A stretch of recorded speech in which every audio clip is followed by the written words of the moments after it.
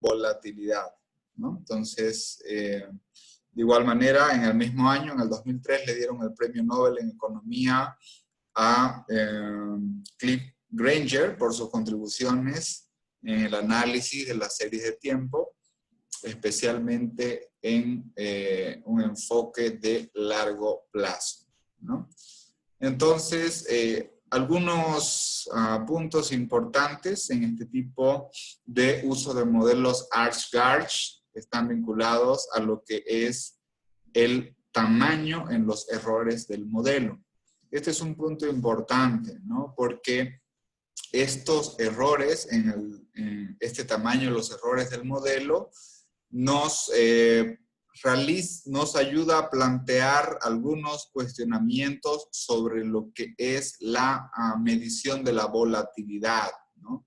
Y por lo tanto, a raíz de estos errores en los modelos, es que también surgen los que son los modelos Arch-Garch. ¿Y qué es lo importante para la aplicación de estos modelos? Básicamente nos basamos en lo que es el supuesto llamado de homocedasticidad. Y como ustedes saben, y ya lo hemos expresado, muchas veces dentro de lo que son los datos, las varianzas de los errores o de los términos de error pues no son iguales. Entonces, como hemos mencionado también, este es un argumento importante. Por lo tanto, los modelos Arch-Garch nuevamente están en presencia de heterocedasticidad y por lo cual, ¿qué sucede? ¿Qué sucede si no se cumple el supuesto de homocedasticidad? Básicamente, si utilizamos, por ejemplo, el método de mínimos cuadrados ordinarios, que es el método estándar, para poder hacer estimaciones en modelos de regresiones, pues lo que va a suceder es que los parámetros, los coeficientes van a seguir insesgados, es decir, los parámetros estimados posiblemente van a seguir con sus mismos valores. Lo que nos va a perjudicar van a ser los errores estándar, las pruebas de hipótesis van a fallar, posiblemente nos van a dar resultados bastante errados, es decir, aquello que no es significativo lo va a hacer y lo que no es en el sentido contrario. Por lo tanto, nuestras conclusiones se van a ver sumamente afectadas y en un sentido de falta de precisión. Entonces, esta es una de las principales motivaciones para corregir el problema de la heterocedasticidad y por lo tanto estas metodologías nos permiten realizar una estimación con el cumplimiento del supuesto. Hoy en día existen otros avances en tema del problema de la heterocedasticidad. Esto es especialmente en lo que es la estimación de los errores estándar, lo que hoy en día se ha denotado a través de estimaciones de errores estándar robustos, ¿no? Entonces, estas son algunas contribuciones que están actualmente. El problema de la heterocedasticidad se hace más complejo aún si nuestra muestra es pequeña. Y en el término de las aplicaciones financieras, el tema de la volatilidad en los modelos financieros básicamente se ha aplicado a lo que es el retorno, la medición del retorno de un activo, ¿no?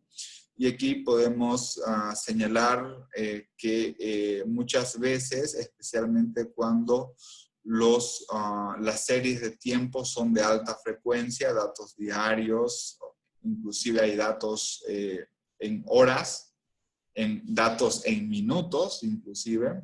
Por lo tanto, la varianza del retorno pues sí representa un problema de complejidad en su en su modelación, y es donde se utiliza aún más. Por otra parte, también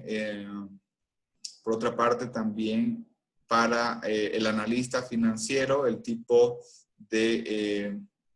como hemos expresado anteriormente, el tipo de modelos ArchGuards está relacionado a lo que es la heteroscedasticidad condicional autorregresiva, como también la heteroscedasticidad condicional autorregresiva, pero generalizada. Esa vendría a ser la diferencia entre los términos ArchGuards.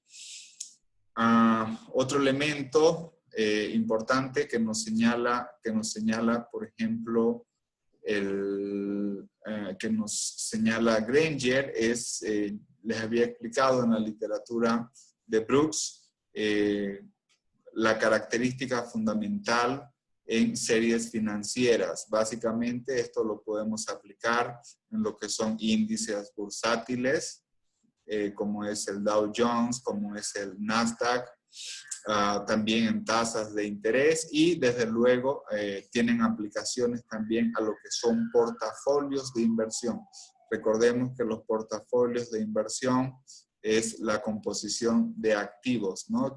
Y estos activos, desde luego, están conformados según diferentes ponderaciones. Por lo tanto, un desafío importante en términos econométricos, en términos de métodos cuantitativos, es especificar cómo la información va a ser empleada. ¿Para qué? Para medir lo que es el retorno esperado o el retorno medio, pero también para medir la varianza del retorno condicionada a información pasada. Y que de esta forma podemos también inferir el riesgo con base en desviaciones estándar que son móviles. La metodología ARCH fue propuesta por primera vez por Engel en 1982, cuando hizo su contribución, que por ello, desde luego, le dieron el premio Nobel. Y años más tarde, Bolesleb en 1986 hace una extensión de lo que son los modelos ARCH a los modelos GARCH.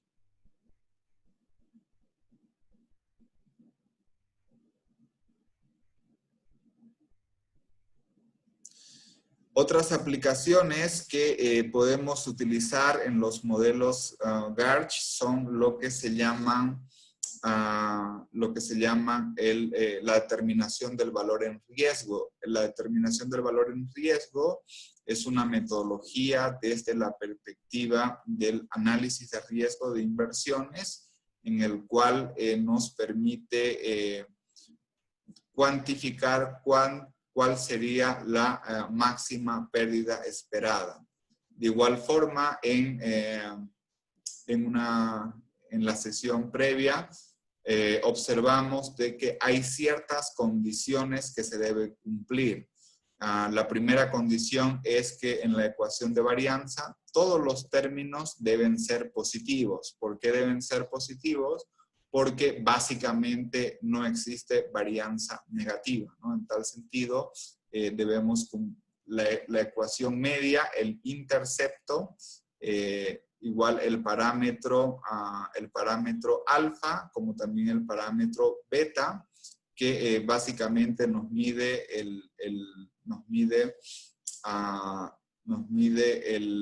la volatilidad o la varianza condicional autorregresiva.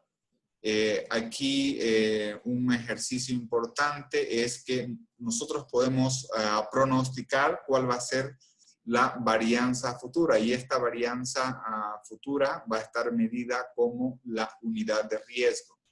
Si yo mido en un periodo hacia adelante la varianza futura, esta va a depender del periodo anterior, que en este caso ya no va a ser la varianza condicional pasada, sino va a ser en todo caso la varianza condicional presente. Y de igual forma, si yo mido la varianza condicional como una medida de riesgo, haciendo una proyección, va a estar en función de un término de media móvil, pero elevado al cuadrado.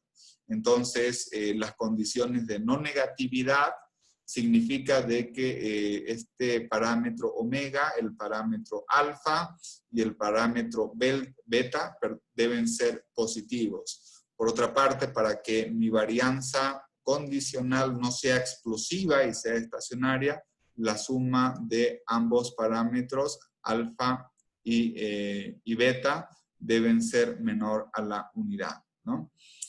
Y en tal sentido, por ejemplo, el modelo más común es el modelo Garch 1.1, en el cual lo que debemos hacer énfasis es dentro de lo que está el paréntesis, el primer término nos indica de que existe un término autorregresivo en la varianza condicional. Y por otra parte, el segundo término hace referencia a la cantidad de términos de media móvil o errores elevados al cuadrado. En todo caso, si es 1,1, significa de que existe una varianza condicional con un término autorregresivo y existe un término de media móvil para el error elevado al cuadrado. Y en algunos casos hay notaciones o artículos científicos donde la varianza condicional, en algunos casos la denotan por la letra H, en otros casos también se la suele denotar por la letra sigma. Y bueno, lo que les mencionaba, la literatura financiera también nos sugiere de que estas metodologías se pueden emplear para lo que son determinación de valor en riesgo. Cuando hacemos análisis de activos financieros, generalmente si yo tengo, por ejemplo, un índice financiero accionario, que puede ser un activo, puede ser el activo B, el activo C y mi portafolio, generalmente lo que hacemos son los análisis de los 4 momentos estadísticos. Desde un punto del rendimiento, si yo tengo el activo A, el activo B, el activo C y tengo mi portafolio que está conformado por estos activos, básicamente los activos, el rendimiento medio histórico me va a medir cuál de los activos es el que tiene mayor rendimiento. En este caso, por ejemplo, el que tiene el mayor rendimiento es este índice de Nasdaq. La desviación estándar me sugiere cuáles son los activos que son más riesgosos. En este sentido, el que tenga el mayor valor, por ejemplo, acá igual tiene el mayor valor, el de Nasdaq nos indicaría el que es el de mayor riesgo. Y el que tenga la menor desviación estándar nos va a señalar el activo que es menos riesgoso. En este caso, si vemos solamente análisis de riesgo y rendimiento, aquí se cumple la hipótesis financiera que a mayor rendimiento está dado o está condicionado a que existe menos riesgo. Por otra parte, de forma contraria, el activo, en este caso un bono, por ejemplo, que tiene el menor rendimiento, pero también eso se ve relacionado con el menor riesgo. El otro momento, que es el momento 3, nos mide la asimetría. En la asimetría nosotros analizamos si nuestros datos están sesgados hacia la izquierda, es decir, hay mayor cantidad de información por debajo de la media, o por otra parte están sesgados hacia la derecha, al otro lado, ¿no? Por encima de la media. Para el ejemplo que nos plantea Engel, en todos los casos la asimetría es negativa. Y finalmente, cualquier activo financiero desde el punto de vista estadístico, analizamos el nivel de la kurtosis. ¿Cuál es el punto de referencia? El punto de referencia es un coeficiente igual a 3. Si los activos A, B, C o el portafolio tienen un coeficiente de kurtosis igual a 3, eso apuntaría de que la pesadez de las colas tendría a tener una distribución normal. En la medida de que el coeficiente sea más alto y por encima de 3, desde luego, también involucraría de que existen fuertes valores atípicos o en otros casos eso se interpretaría como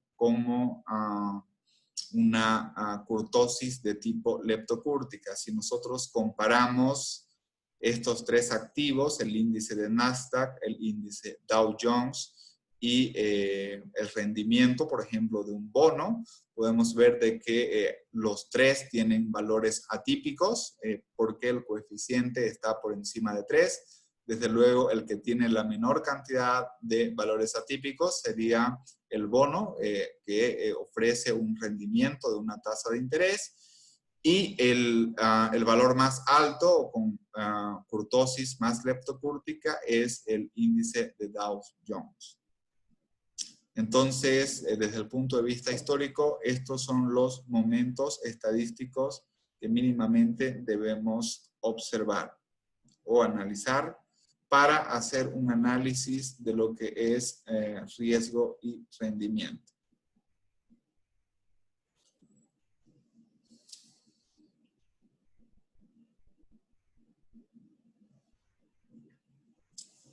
¿Cuál es la importancia, además del supuesto de homoscedasticidad, que tienen las estimaciones Arch-Garch? Está relacionada con los coeficientes de autocorrelación. Recuerden ustedes cuando veíamos los modelos ARIMA, el supuesto básico es que la prueba Lumbox o los correlogramas de residuos cuadrados deben tener cero autocorrelación, de forma individual como también de forma conjunta. Si, por ejemplo, nosotros estimamos un modelo ARIMA para el retorno de un portafolio y además de existir el problema de heterocedasticidad, sacamos ya sea un correlograma de residuos cuadrados o un correlograma de residuos a través de una prueba Boxy-Pierce, por ejemplo, vamos a denotar de que los coeficientes de forma individual son estadísticamente significativos y son distintos de cero, que es, en otras palabras, diríamos de que los coeficientes de autocorrelación en el tiempo son significativos. Esto es una violación de un supuesto econométrico y muchas veces, y la idea fundamental es que cuando estimamos un modelo Garch, esto cambie, ¿no? Por ejemplo, estimando si esta es la situación inicial sin estimación Garch, una vez que introducimos una estimación Garch 1.1, ¿qué significa una estimación Garch 1.1? Significa de que tenemos un término autorregresivo en la varianza condicional, tenemos un término de error elevado al cuadrado como media móvil, y tenemos, por otra parte, el coeficiente omega, que es el intercepto. Vamos a verificar de que nuestro modelo en ecuación de varianza es pertinente cuando la probabilidad sea estadísticamente significativa. ¿Qué significa eso? Significa de que el p-value debe ser menor que el 5%. Entonces, esta es una justificación para señalar de que vale la pena estimar una ecuación de varianza. Y aquí lo que debemos verificar es que cumplamos con las condiciones. ¿Cuáles son las condiciones? En primer lugar, cada término estimado de la ecuación de la varianza debe ser no negativo, o es lo mismo que decir debe ser positivo. Y en segundo lugar, lo que debemos verificar es que la suma del término arch y del término garch, la suma de manera conjunta debe ser menor que 1. En este caso, si yo sumo 0,97 más 0,08, esto es 0,98, lo cual es menor que la unidad. Y si una vez estimada la ecuación de varianza, verifico que los coeficientes de autocorrelación de forma individual y de forma conjunta deben ser iguales a 0. ¿Eso qué significa? Significa de que la probabilidad debe ser de forma respectiva en cada uno de los rezagos mayor al 5 y al 10%.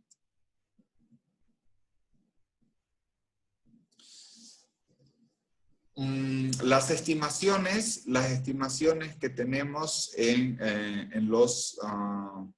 los modelos BAR, perdón, de los modelos Arch-Garch, es que podemos identificar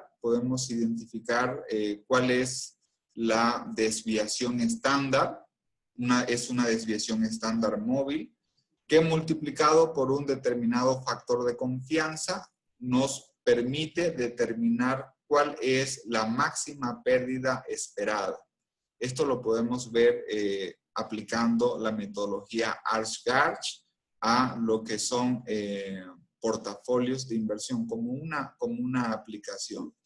Y luego también señalar de que el modelo más simple y el más utilizado de las familias Garch es el modelo 1.1. Sin embargo, es importante también señalar de que existe una extensión y modificaciones. Por ejemplo, podemos ver la contribución de Nelson en una variedad de lo que se llama modelos asimétricos y Garch, en la cual no hay restricciones por parte de los en la condición de no negatividad de los términos de la ecuación de varianza. Inclusive hay otras amplificaciones como la de B. Manahara y Sakoyan, 1993, en especificaciones Arch umbrales o umbrales Arch, ¿no? O también llamadas threshold Arch, que es lo mismo. Y existen otros tipos de especificaciones en los modelos Arch-Garch para poder realizar la modelación de la volatilidad financiera. Los avances más completos es que la modelación de la volatilidad no solamente puede ser univariada, sino también podemos extender ya con una complejidad mayor a lo que son modelos de volatilidad multivariada, que ese ya es un desafío mayor, ¿no? Y por lo tanto, a manera de conclusión de esta lectura, lo que podemos apreciar también es que las decisiones financieras generalmente siempre están basadas en un trade-off. ¿Qué significa trade-off? Significa una disyuntiva. Por una parte lo que es el rendimiento, pero por otra parte lo que es el riesgo. Siempre está ese trade-off. Y por lo tanto, desde el punto de vista cuantitativo, generalmente el análisis de riesgo es una parte bastante relevante en lo que es el tema de los precios o la fijación de los precios de activos, como también en temas de optimización de portafolios y en general lo que son determinación de precios de las opciones y en el gerenciamiento del riesgo. Todas estas serían las aplicaciones en el cual podríamos utilizar este tipo de metodologías. Bueno, esa es una presentación general de lo que consiste en este tipo de metodologías. ¿Tenemos algún comentario al respecto? ¿Cómo lo han visto?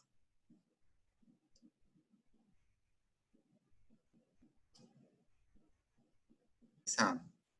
Yo he hecho una ayuda a memoria. Y Esta esto ayuda... es ¿Mm? Sí.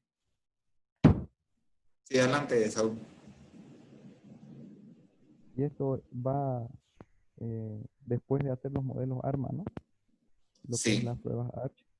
O sea, sí, sí o sí tenemos que aplicar los modelos ARMA. así es, correcto. Yo he hecho aquí una ayuda a memoria que se las voy a compartir sobre las familias Arch-Garch. Voy a partir de un ejemplo que ustedes ya lo conocen, que es el modelo ARIMA. Vamos a suponer, nos vamos a plantear un problema. ¿Qué sucede si estimamos un modelo ARIMA 100 y este modelo tiene problemas de heterocedasticidad en 1 y 2 rezagos? Entonces, vamos a suponer de que hacemos esta estimación. ¿Ya? Y cuando hacemos la prueba ARCH, la prueba de hipótesis ARCH, ¿qué es lo que hacemos? Conforme a la metodología, lo que estimamos en primer lugar es una regresión auxiliar. De esta, de la regresión 1, nosotros, bueno, ya esto con los programas econométricos es mucho más fácil. Si lo hiciéramos manualmente, tuviéramos que estimar una regresión.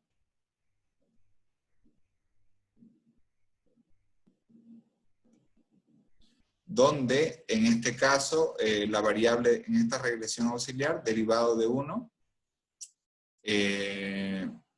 mi variable dependiente sería el término de error elevado al cuadrado.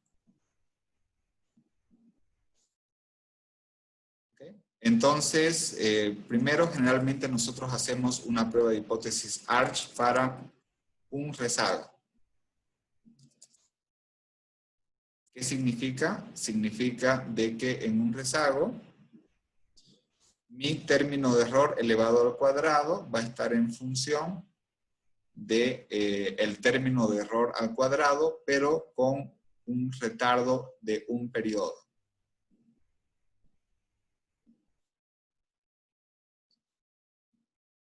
Aquí está, alfa sub 0.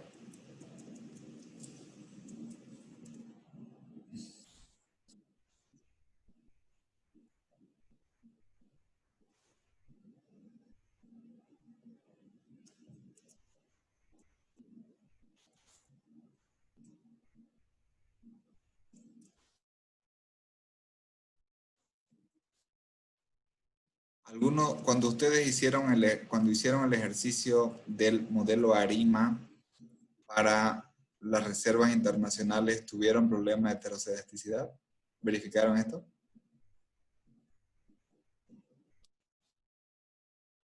Sí, yo tuve problemas. Tuvo problemas. Sí. De ningún modelo logré homocedasticidad, pero tomé el más cercano al 5%. Muy bien. Igual creo que usé una muestra más grande, muy grande, y voy a tratar de acotarlo. Bien, entonces, esta es una prueba de hipótesis ARCH para un rezago. En este caso, ¿cuál es la hipótesis nula? La hipótesis nula es no existe heterocedasticidad. O lo que es lo mismo, existe homocedasticidad. ¿No? Esta hipótesis nula es lo mismo que decir que el verdadero valor de este alfa, el verdadero valor de alfa sub 1 es estadísticamente igual a 0. En otras palabras, si este alfa 1 es 0, significa de que el error elevado al cuadrado no depende del error elevado al cuadrado en un periodo.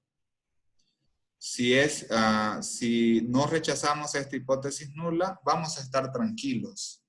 El problema es si rechazamos la hipótesis nula. Y por lo tanto, la hipótesis alternativa va a ser lo contrario, ¿no? O sea, lo contrario va a ser si existe heterocedasticidad. Y lo contrario va a ser de que este parámetro es distinto de 0.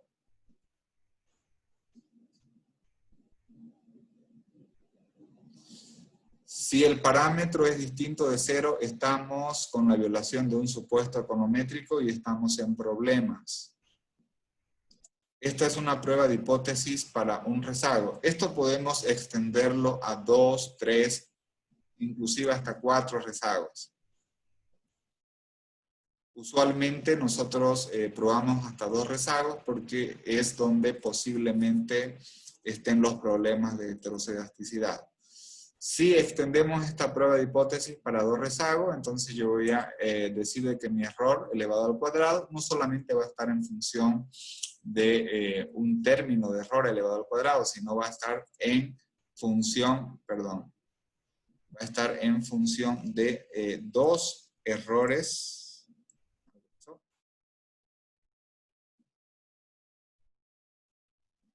Voy a copiar eso acá. Va a estar en función de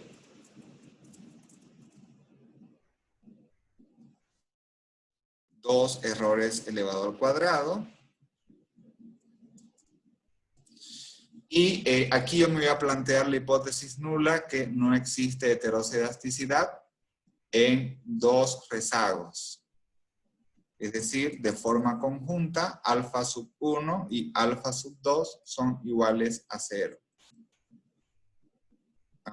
Si existe heterocedasticidad, en realidad lo que va a suceder es que de forma conjunta, alfa sub 1 y alfa sub 2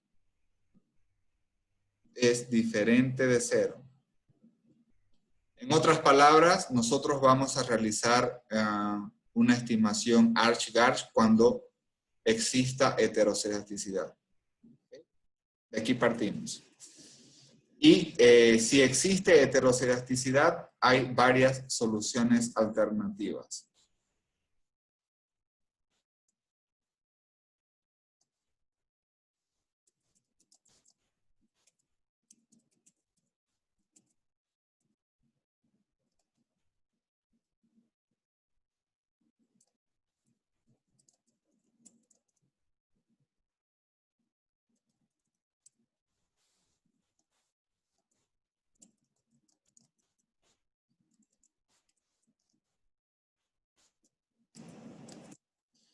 Veamos solución con 7 modelos alternativos básicos de las familias Arch-Garch.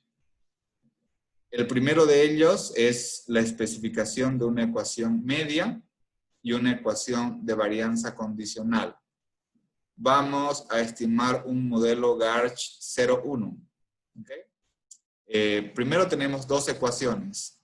Para resolver el problema de heterocedasticidad, en todos los casos vamos a estimar 2 ecuaciones.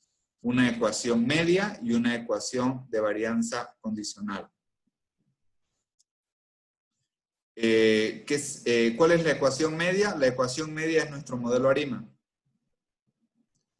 ¿Y cuál es la ecuación de la varianza condicional? Tenemos la varianza condicional. Esta varianza condicional se va denotada por la letra H sub t. Se va a resolver de manera simultánea con el término de error. ¿Ya? Y por otra parte, la varianza condicional va a estar en función de un término de media móvil, pero elevado al cuadrado. Entonces, aquí es 0 porque significa de que no existe varianza condicional autorregresiva, solamente existe un término de media móvil, el cual está elevado al cuadrado. ¿Cuáles son las condicionantes? Las condicionantes es que todos los parámetros son positivos, recuerden ustedes, condición de no negatividad.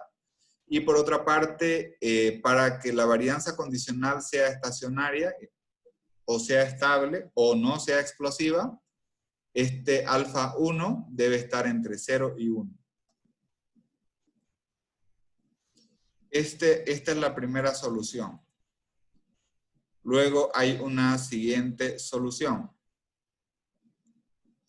que es una especificación de ecuación media y ecuación de varianza condicional para un modelo ARIMA 100 con una ecuación de varianza condicional de tipo Garch 1,0. ¿Qué significa especificación Garch 1,0? significa de que no existe término de media móvil elevada al cuadrado, pero sí existe un término, de varianza condicional autorregresiva. Y por lo tanto, el término de varianza condicional autorregresiva significa de que esta varianza, denotada por la letra h sub t, va como una variable explicativa, pero con un término autorregresivo.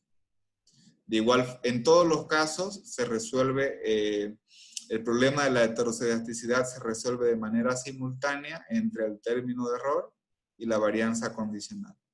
En este caso, al igual que el caso anterior, asumimos la condición de no negatividad, es decir, los parámetros de la ecuación de varianza deben ser positivos, y para que la varianza condicional sea estable o estacionaria, el parámetro beta debe estar entre 0 y 1, no debe pasar de 1.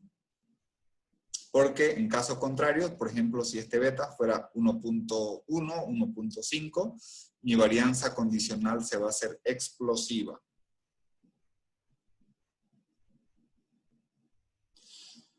Luego tenemos la especificación con Garch 1.1. ¿Qué significa Garch 1.1? Significa de que tenemos, en todos los casos, la ecuación media va a ser el mejor modelo ARIMA seleccionado.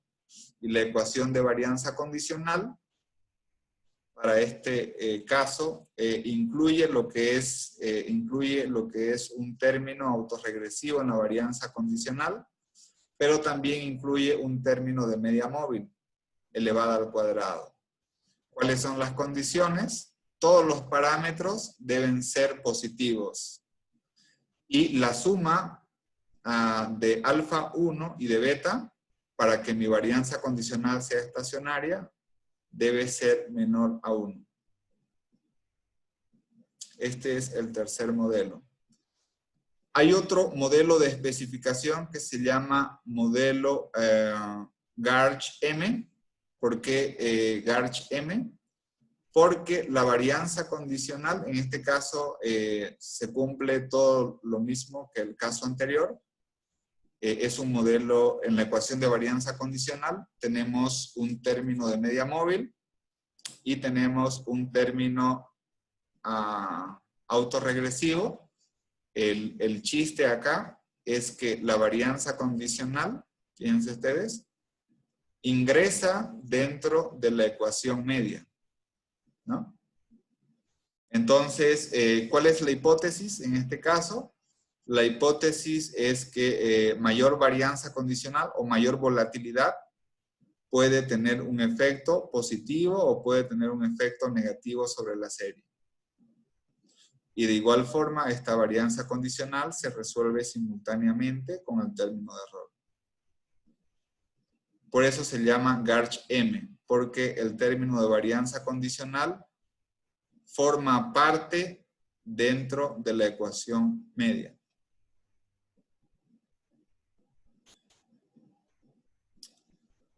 Aquí, por ejemplo, hay algunas preguntas. ¿Qué significa si el parámetro delta es mayor que 0?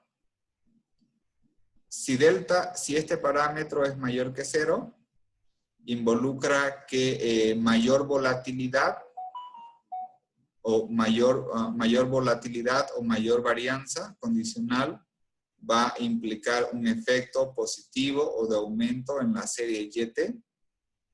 Si delta es igual a 0, significa de que la volatilidad de la serie no influye sobre la misma serie. Y por otra parte, si este delta es negativo, significa que a mayor volatilidad, el efecto sobre la serie va a ser menor. ¿Ok? Supongamos, por ejemplo, de que este sea el retorno de un activo. La varianza condicional nos va a reflejar la volatilidad de la serie.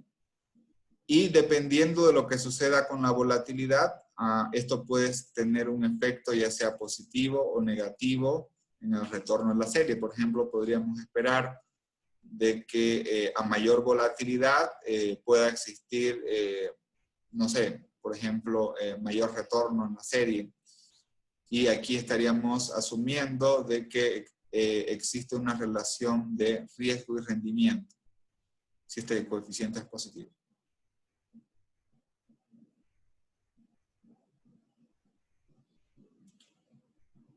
Luego tenemos un quinto modelo que es lo que se conoce como el efecto umbral o efecto de apalancamiento, que esto ya lo introduje en la lectura de Brooks.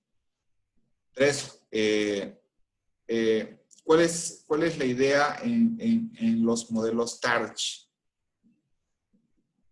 Como ustedes saben, en las finanzas nos movemos, especialmente en los mercados financieros, nos movemos por noticias. El efecto apalancamiento quiere demostrar que el efecto de las malas noticias es mayor que el efecto de las buenas noticias. Eso es el efecto apalancamiento. ¿Y qué es lo que hacemos? En primer lugar, tenemos un modelo, que es un modelo ARIMA, o un modelo AR, y la ecuación de varianza condicional incorpora igual, tenemos el término autorregresivo de la varianza condicional y tenemos también el término de media móvil. La diferencia es que incluimos una variable dicotómica. ¿Qué nos va a representar esta variable dicotómica? Esta variable dicotómica nos va a representar, desde luego, dos valores, 1 y 0. Si hay malas noticias, las malas noticias se van a reflejar porque el error es negativo. Y si no hay malas noticias o hay buenas noticias, por ejemplo, esto se va a reflejar si el error es mayor o igual a 0. Entonces, en este caso, se asume que todos los coeficientes deben ser no negativos, o en otras palabras, deben ser positivos. Alfa sub 0 debe ser positivo, alfa sub 1 debe ser positivo, pero debe ser menor que 1. Acá el parámetro lambda se asume de que debe ser positivo. Por otra parte, la suma de alfa 1 más lambda debe ser positivo. Y para que la varianza sea estacionaria, alfa 1, que es el término de media móvil, y el término autorregresivo de la varianza condicional, para que la ecuación de varianza sea estacionaria, debe ser menor que 1. Entonces, ¿qué significa si este parámetro es positivo y estadísticamente significativo? Aquí va a involucrar de que las malas noticias o también los choques negativos van a tener efectos más largos sobre la volatilidad condicional en comparación con las buenas noticias o los choques positivos. ¿Qué sucedería en caso contrario? Básicamente sucedería al revés, ¿no? Es decir, los choques positivos tendrían mayor efecto que las malas noticias.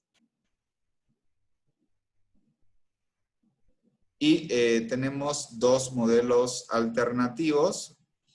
Como ustedes han visto, hay bastantes restricciones en los signos. Los signos deben ser positivos, las sumas deben ser menor que 1, ¿me entienden, no? Especialmente la restricción más fuerte son las condiciones de no negatividad. Entonces, Nelson en 1991, Nelson es el apellido, por cierto, propone una especificación GARCH donde no requiere condiciones de no negatividad en la ecuación de varianza condicional. Y lo que hace para ello es que la varianza condicional esté expresada en forma logarítmica. ¿Okay? Esa es la diferencia. Entonces, seguimos teniendo el término de media móvil y seguimos teniendo el término autorregresivo. Sin embargo, este error está normalizado por la varianza condicional elevada a 0.5, pero también hay un componente que está en términos, está el mismo término, pero de manera absoluta. Entonces, aquí, ¿qué es lo interesante de esta especificación IGARCH? Lo interesante es que ya no tenemos restricciones en los signos. Pueden ser positivos o pueden ser negativos.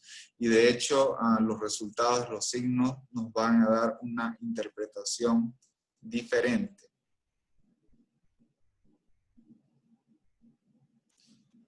Por ejemplo, toda vez de que este beta representa la persistencia del término autorregresivo en la varianza condicional, valores altos implica largos periodos de estabilización después de un choque determinado. Por otra parte, aquí lo interesante es que si este parámetro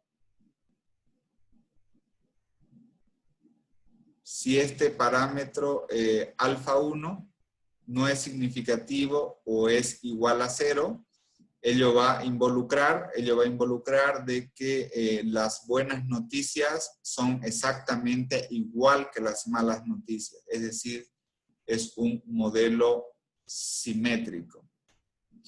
Por otra parte, si este parámetro alfa 1 es negativo, va a significar de que las buenas noticias tienen efectos que, si este parámetro es negativo, significa de que las buenas noticias hacen disminuir la volatilidad. Si este parámetro es positivo, va a involucrar de que las malas noticias, por una parte, en caso contrario, lo que hacen es aumentar la volatilidad de las series. Y por otra parte, el parámetro lambda lo que nos va a significar es la magnitud del efecto simétrico en el modelo. ¿Esto qué significa? Significa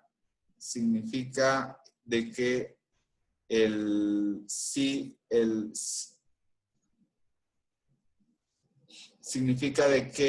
podemos tener noticias de choques positivos o choques negativos también, sumando lo que son los parámetros alfa 1 y lambda, ¿no? Entonces, aquí lo que queremos ver con estos efectos es si las noticias tienen efectos positivos, aumentan la volatilidad, disminuyen la volatilidad, o por otra parte, en realidad las buenas o malas noticias no tienen efectos sobre la varianza condicional. Y el último tipo de especificación es que dentro de la ecuación de varianza, por ejemplo, asumiendo un modelo GARCH 1.1, con una varianza condicional autorregresiva y con un término de media móvil, podemos incluir también variables explicativas. Podemos incluir variables explicativas para ver si las variables explicativas en realidad lo que hacen es aumentar o disminuir la volatilidad de una serie. Vamos a suponer un ejemplo. Vamos a suponer de que YT representa la variable precios del petróleo y vamos a asumir de que hay una noticia y básicamente vamos a asumir de que Estados Unidos, por ejemplo, invade a Irak durante un periodo de tiempo, supongamos del 20 de marzo al 1 de mayo del 2013. ¿Cómo va a afectar la invasión de Estados Unidos a Irak en la volatilidad del precio del petróleo? Podemos plantear un modelo ARIMA, por ejemplo, para los precios del petróleo, y ese modelo ARIMA sería la ecuación media. Y la ecuación de varianza, vamos a asumir de que es un modelo Garch 1.1, en la cual, nuevamente, tenemos los términos que ya he mencionado de forma previa, pero le vamos a incluir una variable dicotómica. Esta variable dicotómica tomaría el valor de 1, para el periodo en el cual surge la invasión de Estados Unidos a Irak. ¿Y qué es lo que vamos a apreciar? Vamos a apreciar si este efecto es significativo o no es significativo, o es igual a 0 sobre la volatilidad en los precios del petróleo. Y esa volatilidad la podemos expresar en términos de la ecuación de la varianza condicional. Cuando hagamos las aplicaciones en EBIUS, lo que vamos a hacer es, vamos a hacer nuestra especificación es en este cuadro. Vamos a poner nuestra ecuación media. Podemos incluir o no incluir el efecto de la volatilidad o de la varianza condicional en la ecuación media. Podemos especificar diversos tipos de modelos Garch, Tarch y Garch.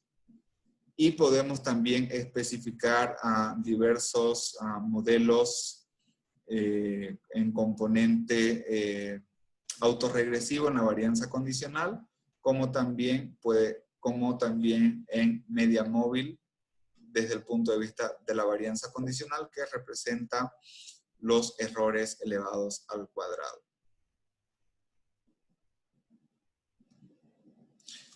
Eso es todo, amigos.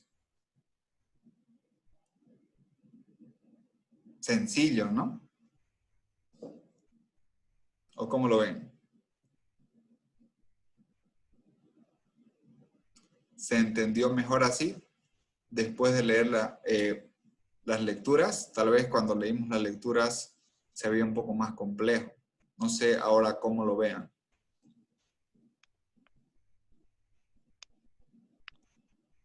¿Qué dicen? Bien. La verdad que sí, no. Se hace más fácil, ¿no? Bien, ¿qué tenemos para la próxima Sí, porque cuando... Sí, adelante, Saúl. No, como decía, ¿no? Al leer tenemos varias dudas, pero nos ayuda, ¿no? Para cuando usted empieza a avanzar, ahí ya sabemos muchas, o sea, empezamos a despejar las dudas que tenemos o teníamos al momento de leer las lecturas.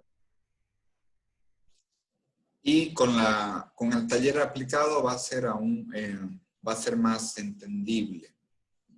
Bien, entonces, ¿qué vamos a hacer la próxima sesión?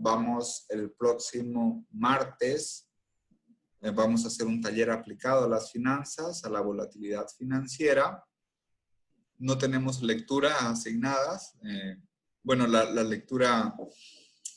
la guía básica es lo del Brooks, lo que hemos visto de la página 339 a la 444, y vamos a hacer estimaciones Arch-Garch y vamos a hacer estimaciones también de las familias Garch. De hecho, podemos comenzar como ejemplo con... podemos plantear algunas, si han tenido problemas con la especificación del modelo ARIMA, por ejemplo, para el pronóstico de las reservas internacionales netas de Bolivia, y si hay problema de heteroscedaticidad, podríamos comenzar con un ejemplo así, ¿no? En resolver ese problema. Y para el próximo sábado tenemos 3 lecturas. Esta anótense para el próximo sábado. El día de hoy tenemos planificado nuestro tercer control de lectura. Como tienen me imagino que van a seguir trabajando todavía. ¿Les parece bien si se los habilito para mañana su control de lectura? Sí, por favor. Ya, Sí, estaría bien. para el día de mañana se los voy a habilitar. para que ahora puedan terminar de realizar su pronóstico.